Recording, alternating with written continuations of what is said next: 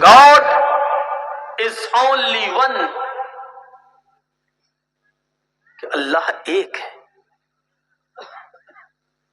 لا الہ الا اللہ بھلے ہی نیو ٹیسٹامنٹ میں انجیل میں بھلے ہی اب ایسے نہ لکھا ہو لا الہ الا اللہ، لیکن یہ لکھا ہے there is no God but God is only one without second، کہ کوئی خدا نہیں ہے but God is only one، ایک ہے، صرف ایک، وداؤٹ سیکنڈ، دوسرے کو شریک نہیں کیا جا سکتا ہے دوسرے کے علاوہ. اور لا الہ الا اللہ کا معنی کیا؟ لا الہ ہے ہی نہیں کوئی معبود، پھر اقرار ہے الا اللہ، سوائے اللہ کے. بھلے ہی لا الہ الا اللہ عربی سینٹینس یہ کسی دھارمک پستک میں نہ لکھا ہو، لیکن رگ وید بھومکا جب آپ اٹھائیں گے اور برہم سوتر جب آپ پڑھیں گے تو اس کے اندر آپ کو اس انداز کا کلمہ ضرور ملے گا، منتر ملے گا. ایکم برہما دتیہ ناستے ناستے کنچن. بھلے ہی لا الہ الا اللہ عربی زبان میں ایسے نہ لکھا ہو، لیکن اس مول منتر کا ترجمہ بھی وہی ہوتا ہے. ایکم برہما، اس برہانڈ کا، اس دنیا کا بنانے والا، اس برہانڈ کا رچیتا اور رچناکار ایک ہے. ایکم برہما دتیہ ناستے، دوسرا نہیں ہے، بلکہ بڑے زوردار انداز میں کہا دتیہ ناستے نیہ ناستے کنچن، دوسرا نہیں ہے، نیہ بالکل نہیں ہے، ناستے نہیں ہے، کنچن ذرا سا بھی نہیں ہے. تعلیم وہی ہے، ہم اپنے غیر مسلم بھائیوں کو یہ بتانے میں ناکام رہے، اسی لیے وہ کہتے لو صاحب اسلام کی تعریف تو تم کرو گے ہی، کیونکہ وہ قرآن میں لکھا ہے نا، اور آپ اسلام کو مانتے ہو نا. ہم یہ بتانے میں ناکام رہے کہ یہ محمد رسول اللہ کا صرف دین نہیں ہے، یہ دین آدم سے لے کر نوح سے لے کر محمد رسول اللہ تک جتنے بھی نبی آئے سب کا دین یہی تھا. اس دین کی پہلی خصوصیت کیا ہے؟ یہ صرف مسلمانوں کا نہیں، سب کا ہے. شرع لکم من الدین ما وصی بہ نوح والذی اوحینا الیہ. اور اس کی دوسری خصوصیت کیا ہے کہ کلمہ سب کا رہا. جب دین سب کا تو یہ کلمہ بھی سب کا رہا. قل یا اہل الکتاب تعالوا الی کلمۃ سواء بیننا وبینکم، اے اہل کتاب آؤ ایک ایسے کلمے کی طرف جو ہمارے اور تمہارے درمیان برابر ہے.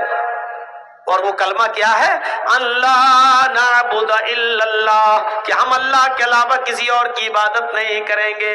اللہ نعبد الا اللہ، ہم اللہ کے علاوہ کسی کے سامنے سجدہ نہ کریں گے. اللہ نعبد الا اللہ، ہم اللہ کے علاوہ کسی کو اپنا معبود نہیں مانیں گے.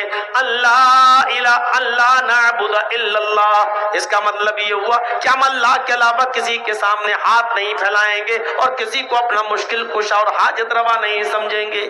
یہ ہے معبود ماننے کا مطلب. آئیے دنیا میں جتنے بھی رسول آئے ان رسولوں کی جو دعوت تھی وہی دعوت محمد رسول اللہ کی بھی ہے. رسولوں کی دعوت کیا تھی؟ قرآن کی تیسری آیت میں آپ کے سامنے پڑھ رہا ہوں اور اس سے مطلب اخذ کیجئے گا. وَلَقَدْ بَعَثْنَا فِي كُلِّ أُمَّةٍ رَسُولًا أَنِ اعْبُدُوا اللَّهَ وَاجْتَنِبُوا الطَّاغُوتَ. ہم نے ہر امت کے اندر ایک رسول بھیجا.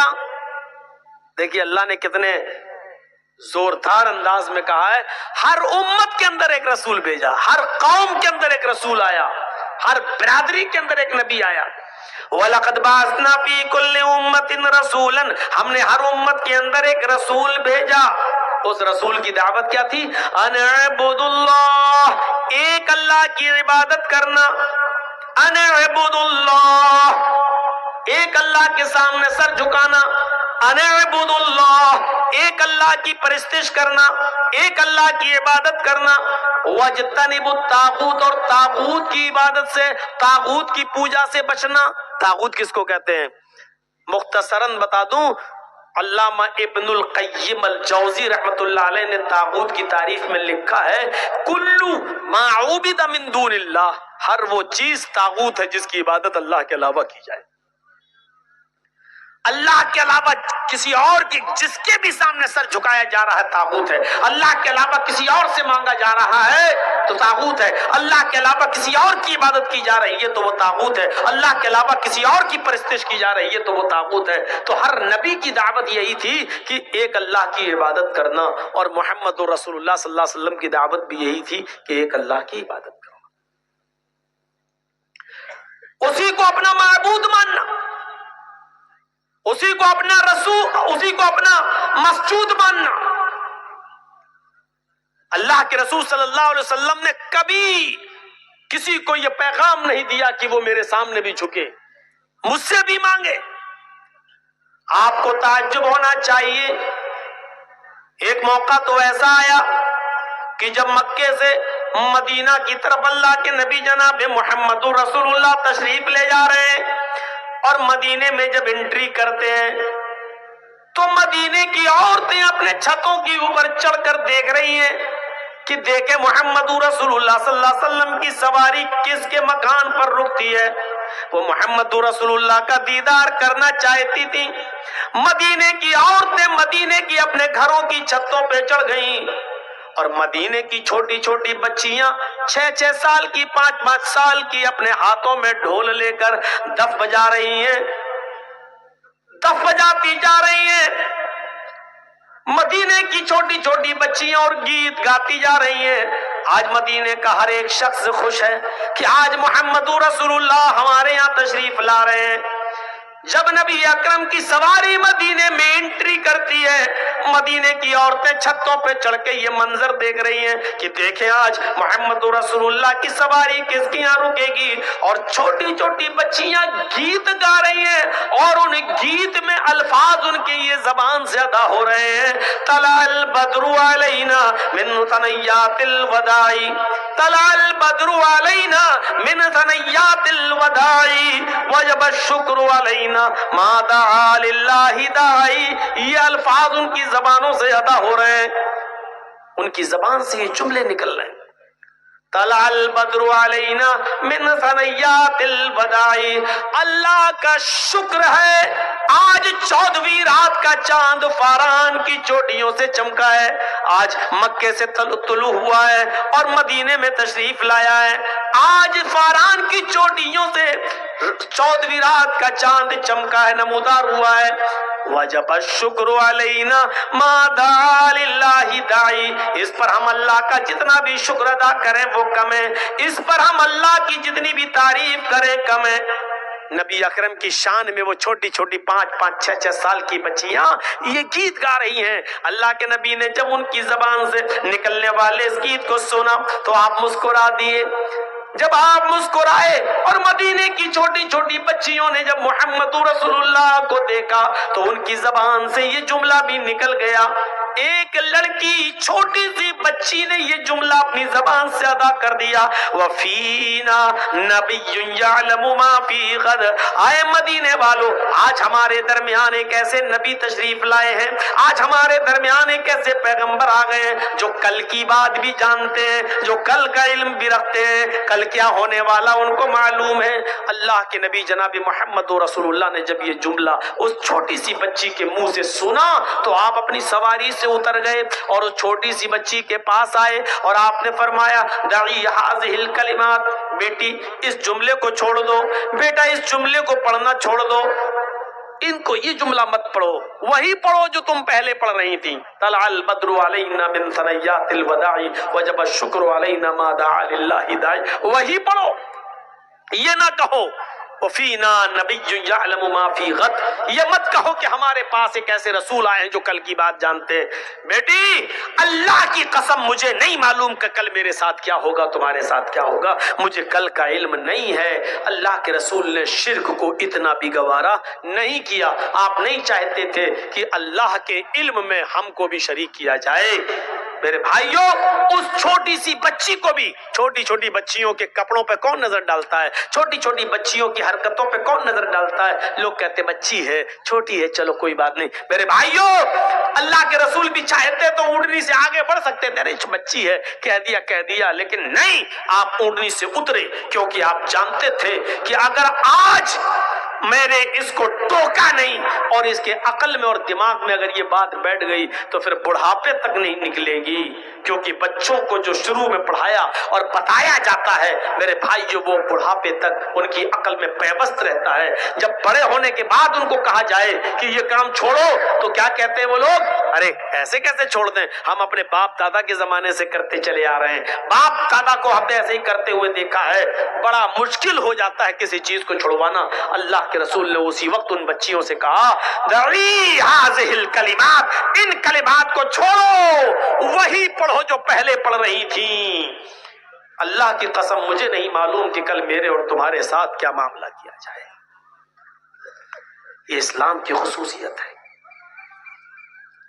میرے بھائیوں۔ اسلام کی ایک خصوصیت یہ ہے کہ وہ دین توحید ہے۔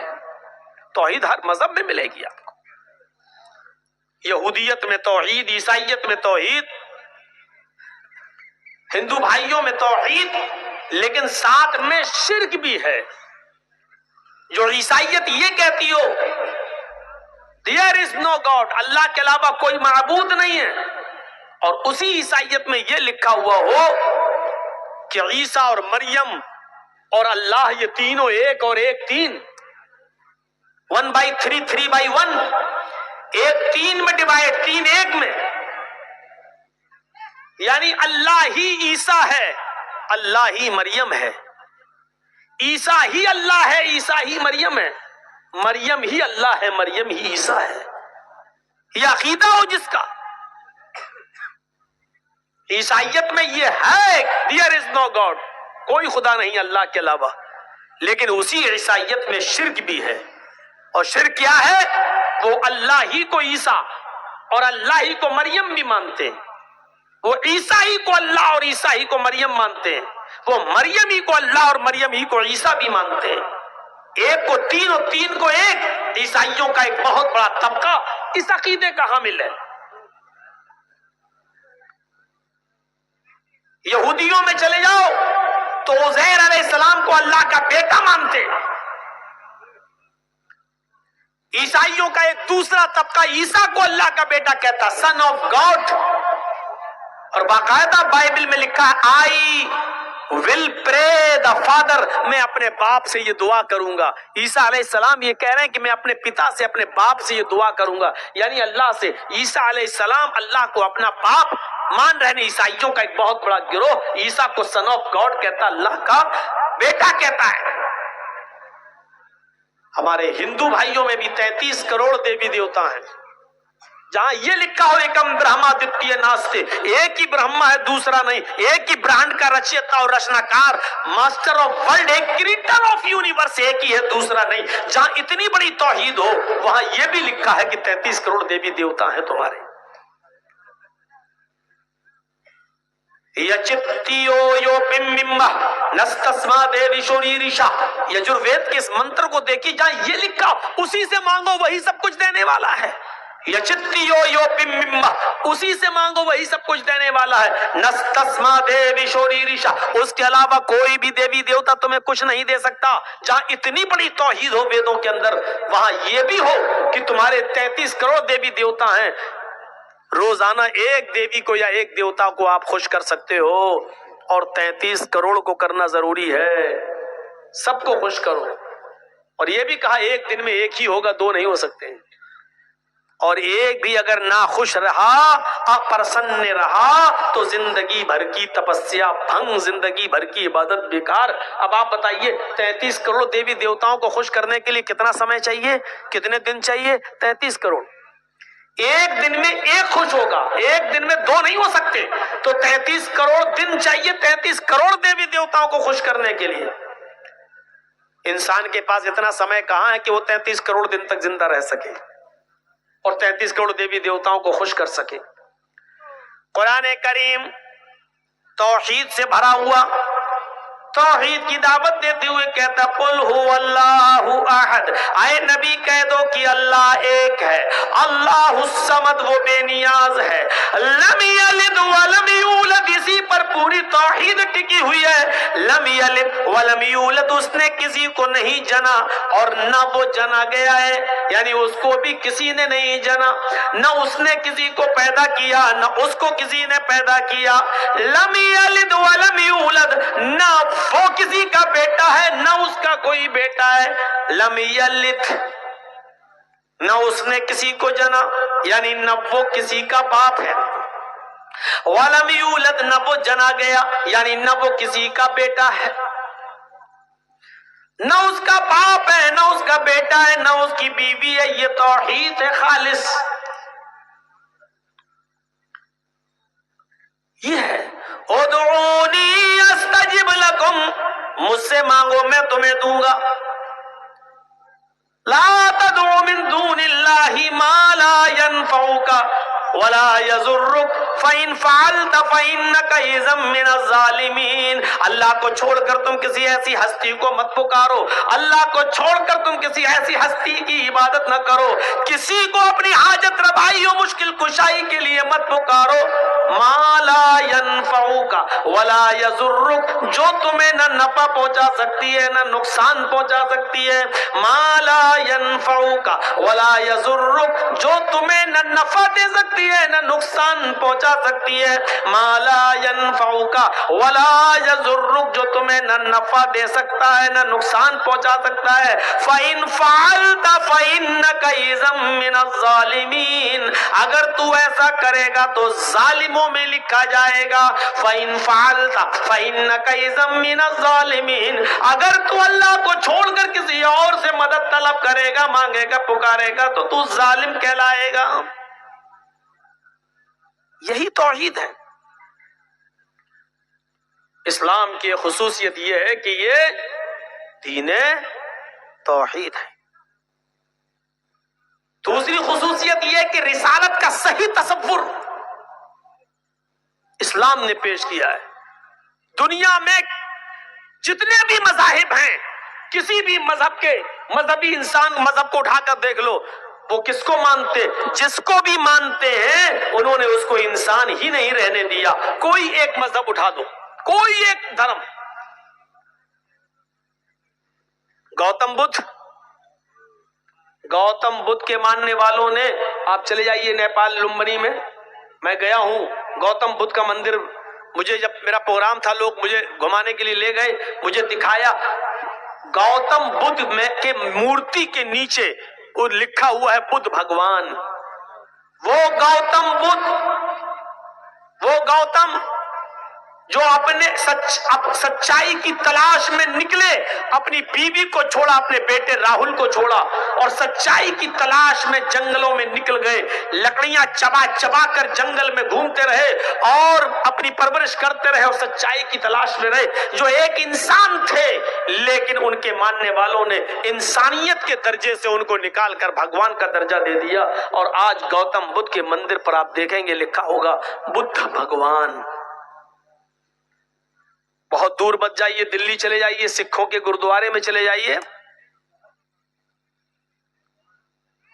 آپ چاندنی چوک پر جہاں گرو نانک جی کی مورتی بنی ہوئی ہے، آپ اندر جائیں گے تو آپ کے سر پہ وہ لوگ رومال رکھ دیں گے، کچھ کپڑا رکھ دیں گے اور کہیں گے کہ اب جائیے، آپ کوئی بھی جا سکتا ہے وہاں، لیکن ان کے جو قانون ہے اس کو فالو کرنا پڑے گا، سر پہ کچھ کپڑا اپڑا رکھ کے رومال وغیرہ رکھ کے آپ جا سکتے ہیں۔ میں نے دیکھا ہے میرے بھائیوں، آج بھی گرو نانک کی مورتی پر لکھا ہے نانک بھگوان، وہ گرو نانک۔ جب آپ گرو گرنتھ پڑھیں گے تو گرو نانک کا ایک واقعہ گرو گرنتھ میں آپ کو ملے گا ایک مسلمان کے تعلق سے، کہ بہت کنجوس اور بخیل ایک مسلمان تھا، چمڑی چلی جائے دمڑی نہ جائے، 1 روپیہ نہیں دے گا اس کے بدلے میں چاہے اس کی چمڑی ادھیڑ لی جائے۔ لگتا ہے ایسا شخص کھانے میں اگر مکھی بھی گر جائے تو نکال کے پھینکتا نہیں ہوگا، پہلے چوستا ہوگا پھر پھینکتا ہوگا۔ اتنا کنجوس بخیل مسلمان.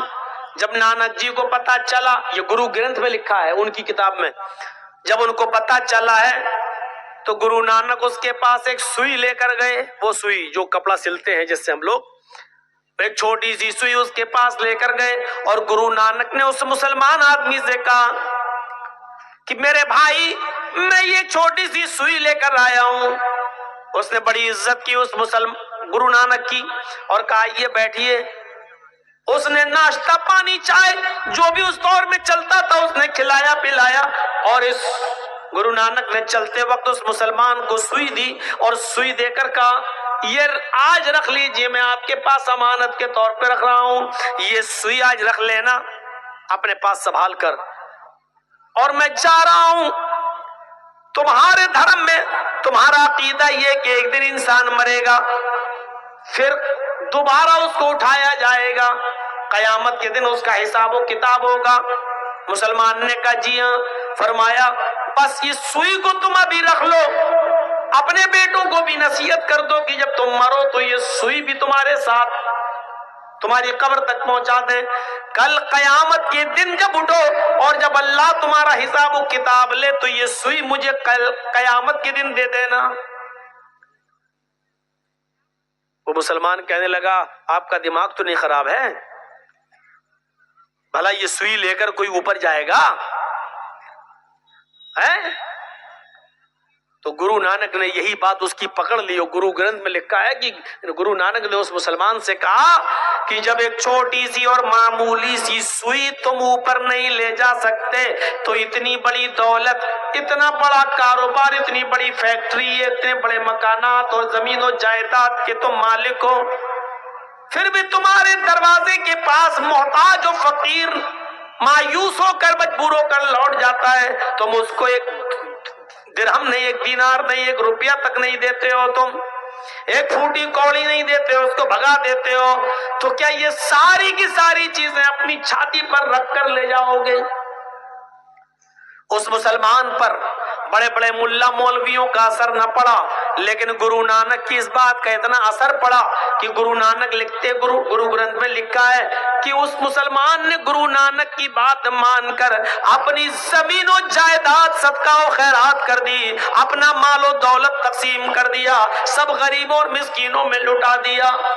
گرو نانک یہ مثال مسلمان کی دیکھ کر اپنے سکھ بھائیوں کو بتانا چاہتے تھے کہ دیکھو ایک مسلمان ہماری بات اتنی مانتا ہے، تم سکھ برادری کے ہو کر ہماری بات نہیں مانتے ہو.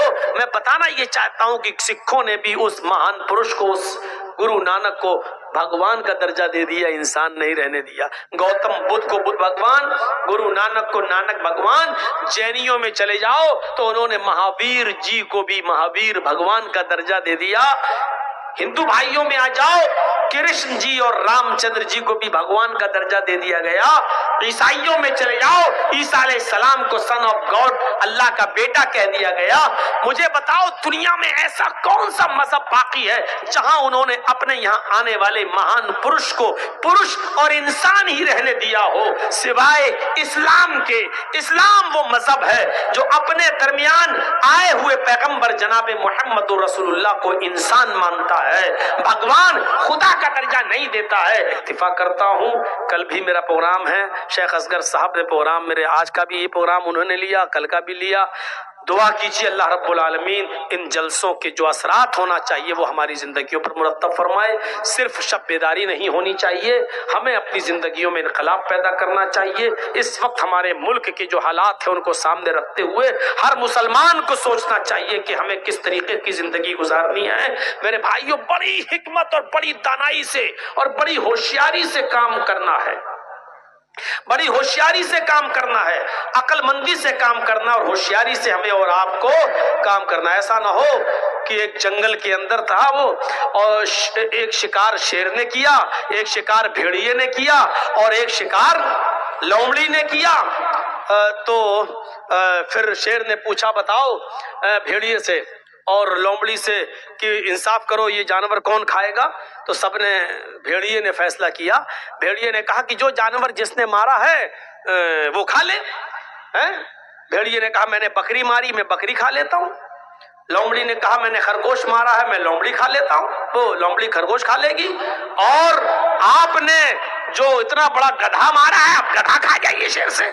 शेर को गुस्सा आया और शेर ने उस भेड़िए को ही फाड़ डाला। लिया, कमीना ये फैसला कर रहा है। अब लोमड़ी से पूछा कि कमीना सच्चा फैसला नहीं किया था, तू बता कि क्या क्या करना चाहिए। लोमड़ी समझ गई। लोमड़ी ने कहा हजरत आप जंगल के राजा हैं, सुबह उठिए नाश्ते में खजूर ये ले लीजिए खरगोश, दोपहर में बकरी खा लीजिए और शाम को आपका ये पूरा गधा पड़ा हुआ ये खाइए। और अब तो भेड़िया भी आपने मार दिया है, ये भी मुंह का जायका सही करने के लिए रात को सोते वक्त इसको भी ले लीजिए। ये चारों ही जानवर तो आपके हैं, आप ही खाइए, आप जंगल के राजा, आप नहीं खाएंगे तो कौन खाएगा। शेर ने कहा वाह लोमड़ी क्या फैसला किया है, बहुत अच्छा फैसला, गुड। उसकी पीठ थपथपाई और उसने पूछा शेर ने इतना अच्छा फैसला करना तूने सीखा कहां से। कहने लगी भेड़िए से। कहने लगी भेड़िए से। तो मेरे मुसलमानों ऐसा ना हो कि एक खूनख्वार आदमी, आप समझ गए हैं ना, हम सबको खा जाए। इसलिए कभी कभी अक्लमंदी का तकाजा ये है कि अपना भी खाना उसी को दे दिया जाए। लो, अगर अपनी सेफ्टी चाहते हो तो, वरना भेड़िए की तरह मारे जाओगे और काटे जाओगे। अक्लमंदी और दानिशमंदी का पहलू अपनाने की जरूरत है, बहुत ही अक्लमंदी और दानिशमंदी की जरूरत है। अल्लाह तबारक व तआला से दुआ है कि अल्लाह हमारी खताओं को माफ फरमा दे, गुनाहों को बख्श दे, जमी मुसलमानों पर रहम फरमा।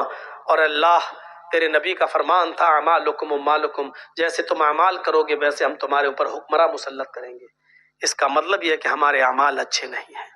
बार इलाह हमें अपने अमाल की इस्लाह करने की तौफीक अता फरमा, ताकि हमारे ऊपर अच्छे हुक्मरां और ईमानदार हुक्मरां हमारे ऊपर मुसल्लत हो। बार इलाह जब तक तू हमें जिंदा रख, इस्लाम पे जिंदा रखना, और जब हमारा खात्मा हो तो ईमान पर फरमाना। वमा अलैना इल्लल बलागुल